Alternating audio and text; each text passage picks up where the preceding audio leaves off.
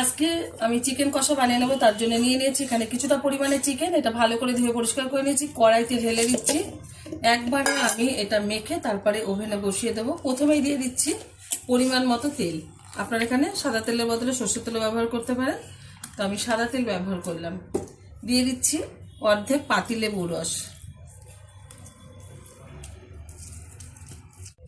দিয়ে দিচ্ছি চিড়ে রাখা কয়েকটা কাঁচা লঙ্কা, দিয়ে দেবো 1 চামচ ধনের গুঁড়ো,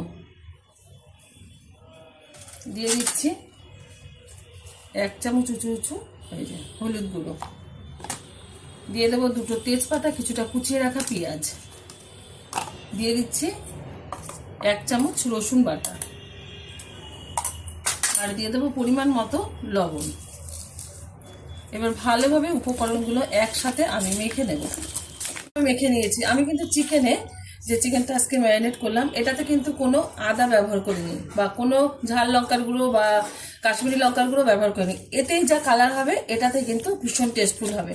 হয়ে গেছে, ওভেনে এবার আমি বসিয়ে দেব। ওভেনে কিন্তু আমি বসিয়ে দিয়েছি, আর এই যে ফোটা শুরু হয়ে গেছে। এই যে এবার ভালোভাবে নেড়ে চেড়ে কষিয়ে নেব। ভালোভাবে কিন্তু চিকেনটা কষিয়ে নিতে হবে, আর অনবরত নাড়াতে হবে, নাহলে কিন্তু নিচটা লেগে যাবে কড়াইয়ের। এটা কিন্তু খেতে ভীষণ ভালো হয়। যারা জানেন না অবশ্যই ট্রাই করবেন। আর আমার এই রেসিপি যদি আপনাদের ভালো লেগে থাকে, আপনারা অবশ্যই আমার চ্যানেলটিকে সাবস্ক্রাইব করবেন, লাইক করবেন, শেয়ার করবেন।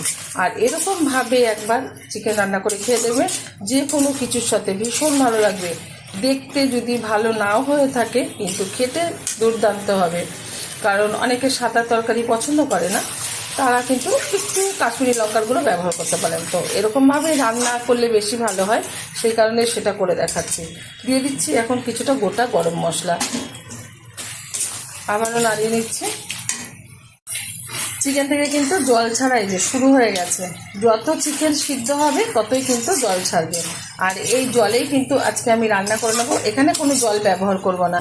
আমি এখন যেহেতু কষানো হয়ে গেছে, ভালোভাবে ঢেকে রান্না করে নেবো 30 মিনিট। মাঝে মাঝে একটু ঢাকনাটা উল্টে নাড়িয়ে নেব, নাহলে কিন্তু তলায় লেগে যাওয়ার ভয় আছে। ঢাকনাটা তুলে দিচ্ছি, ওভেনের আঁচটা হাই করে দিচ্ছি।